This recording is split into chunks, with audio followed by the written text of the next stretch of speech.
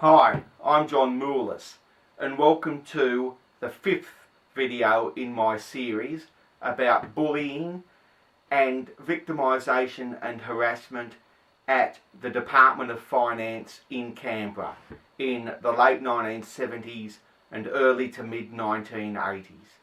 Now, I've told you about the poisonous atmosphere that had evolved in the reconciliation area in the accounting office of Department of Finance, and it spread to the whole accounting office. And I suppose that perhaps I was partly responsible for this because of my attitude, my rearguard action against the terrible treatment that I was receiving, the bullying and victimisation and everything, that my negativity, my depression, and I was in a bad depression at that stage, probably spread to other people in the section. But I don't think that I'm solely responsible for that. I mean, I was just one person in one office.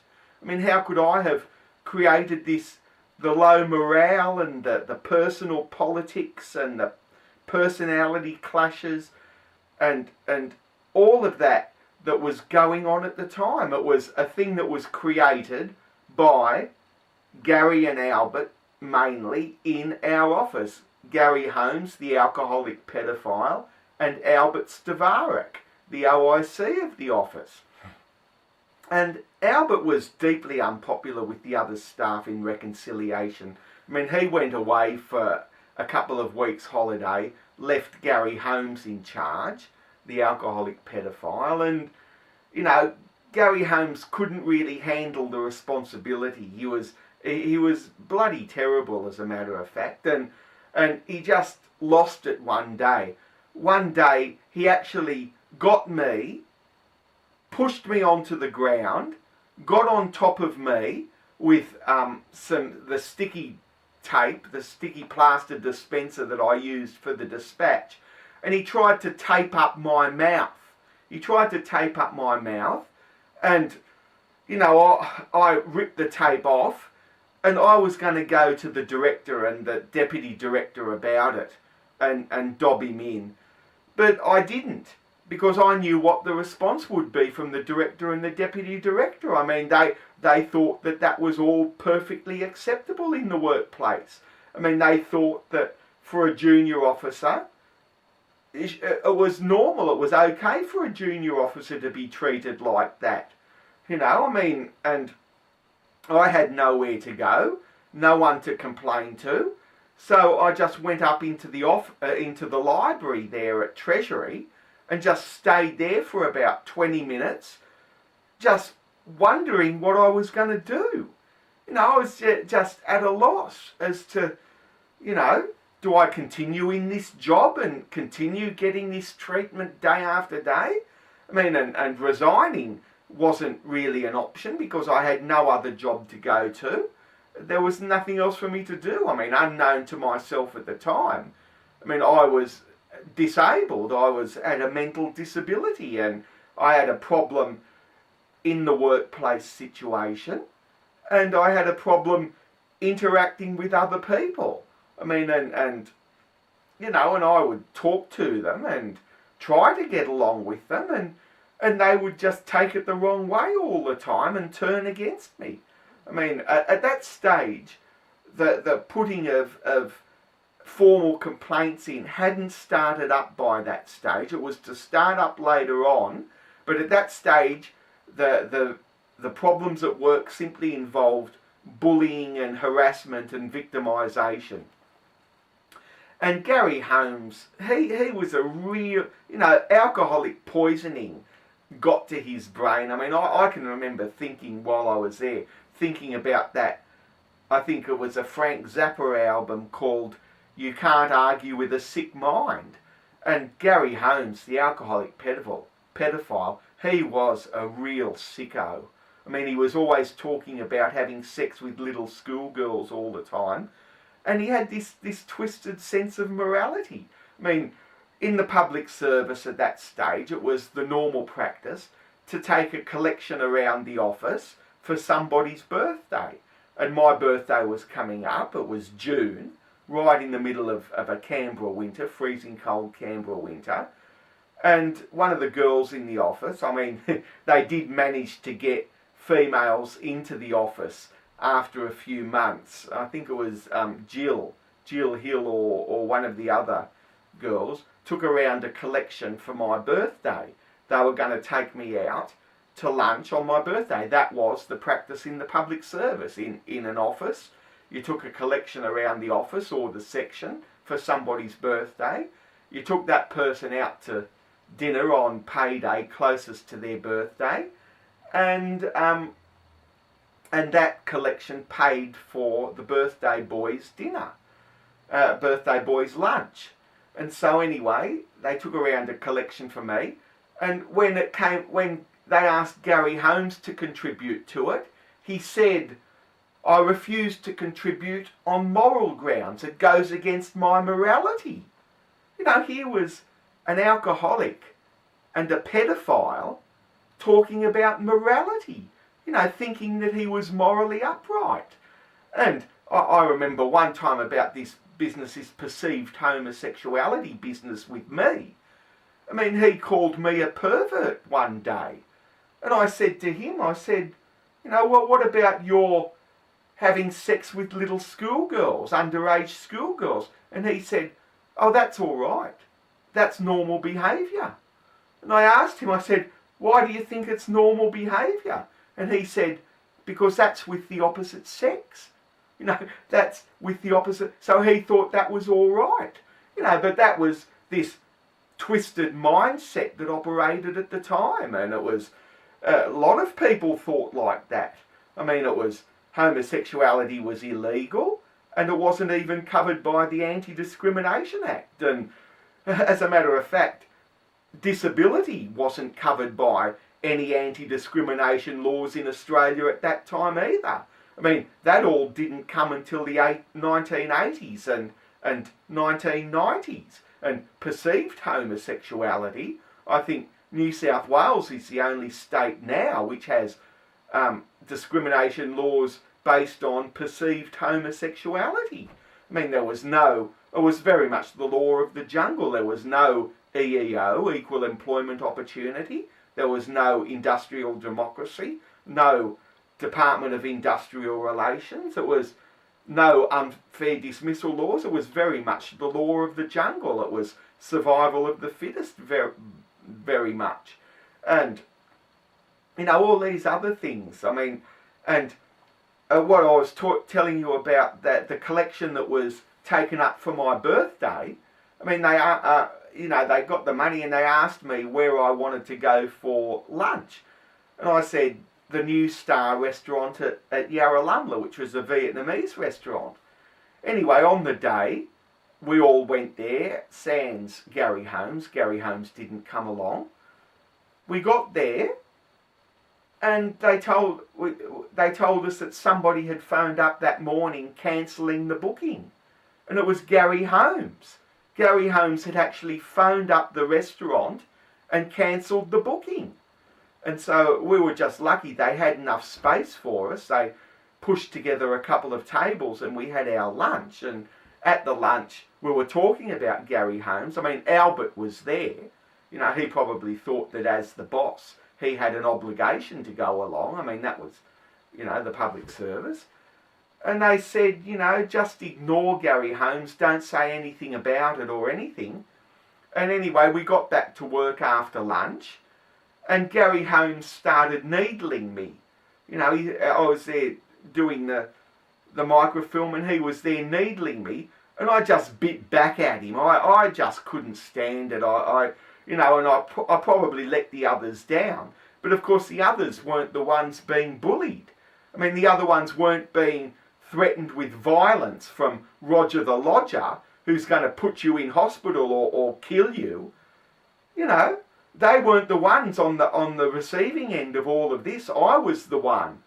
So, you know, and anyway, that all happened, and you know, there were several other incidents which happened during that period. It was just awful.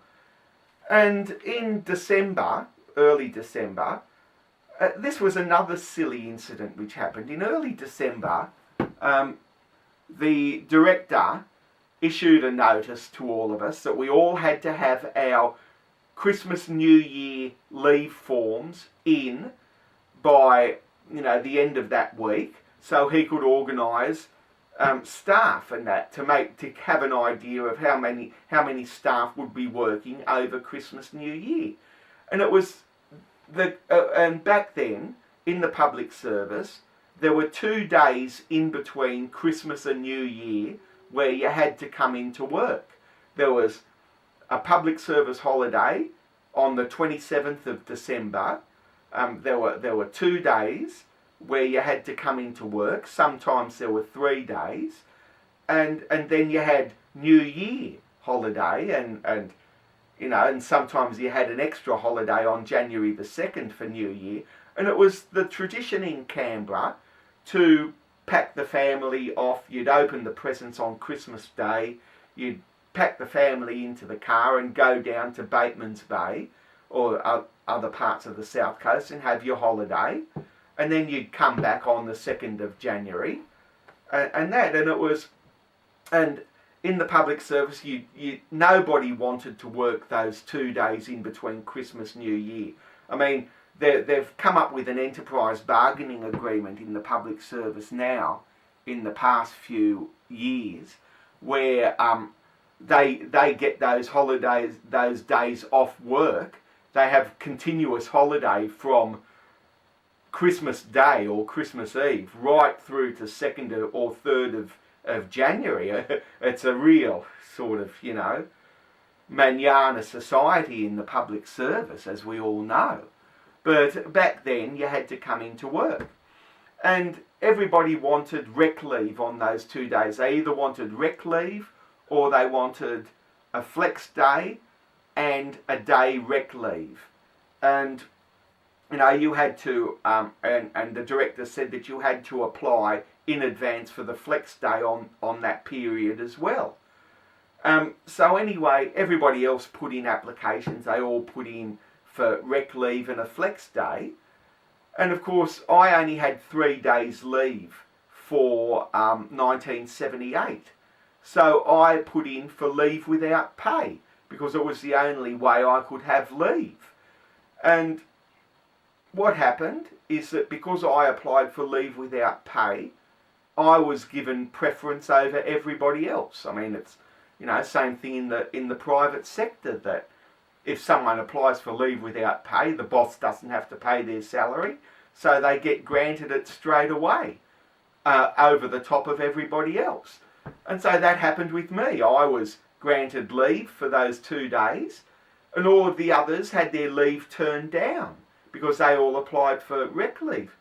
Oh, and I copped it from all of them in the office and in other sections of the accounting office, because I was getting leave and they weren't. And there was this perception in the office that I was a real little rich kid because, my father and my uncle owned restaurants in Canberra, and my cousin was a soccer star at the time, earning heaps of money through the soccer. And there was this idea that I was a little rich kid, that I was in that job, I was taking a job off somebody more worthy. So I had to battle this as well. And there was the mummy's boy business as well, that I was living at home with my parents, and there was the mummy's boy abuse. And so anyway, that all started up again in December, and I remember the following day, one of them actually said to me, "You should be feeling guilty at the moment." And I said, "Why?" And they said, "Well, you've gone and denied us all the right to have leave. We've all had to cancel our holidays down the South Coast because of you." And I said to them, "Look, don't blame me for that. I applied for leave without pay. You knew that leave without pay gets precedence over everything else. I mean, if you had applied for leave without pay, you would have been granted leave too. And of course, the fact that I was a little rich kid in their eyes and that I was a mummy's boy living at home who had all of his expenses paid for him, you know, that came into play as well. Oh, look, by this stage, you know, December 1978, I'd just been through the worst year of my life. You know, I was one of the worst years of my life because, you know, even now, nearly 40 years later, I still feel anger at having that year just taken off me like that. I mean, that was the year 1978 of disco, of Saturday Night Fever, Grease. I mean, all of that was happening. 2SM in Sydney were holding free concerts for Rocktober. I mean, all of these things were happening. I mean, kids my age were on the dole travelling around Australia. They were having their gap year. Yet I was stuck in this rotten job in this office with people that I hated, being treated like shit. I mean, even today, I really feel anger and resentment about having that year taken off me.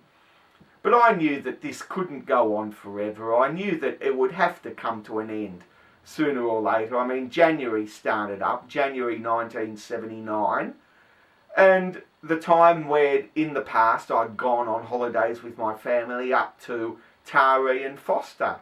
And of course that year I really didn't feel the pangs of distance that I felt in the first year because, you know, it was my second year I was there. And anyway, I've still got 3 minutes to go. I mean, my eyesight isn't too good. In the camera viewer, there's a little indicator to tell you how long you have. And my eyesight isn't too good. Normally I can read it, but I think I've got the camera a bit further away from me this time, so I really can't read it all that well, but I've still got 3 minutes to go. Anyway, like I said, January 1979 happened, and I wasn't told at the time that I was being taken off higher duties, but it was coming up to a year on higher duties. What happened, a bureaucratic stuff-up had occurred with my probation report. Albert was on holidays again and Gary Holmes was the acting OIC, and my probation report was in Albert's in tray underneath a whole lot of other papers, and Gary Holmes simply didn't see it. And by the time Albert came back and filled it out and recommended that my appointment be annulled, what had happened is that the Public Service Act came into play there. It said that if you were in a job, in a department, for 1 day longer than 12 months, you were automatically confirmed. And so I was automatically confirmed in the job, even though the probation report said that I should be annulled. You know, that is dismissal without any right of appeal. So my appointment was confirmed and I stayed on in the public service. Anyway, January 1979 happened and most people were on holidays. I mean, most people went and took their leave in January, the leave that they couldn't take over Christmas, New Year because of me. And I took my leave because 1979 I became eligible for 4 weeks leave. So I had leave booked in for the Australia Day weekend that year. I think it was 1 week either side of Australia Day at that stage, because we still had the Australia Day long weekend at that stage.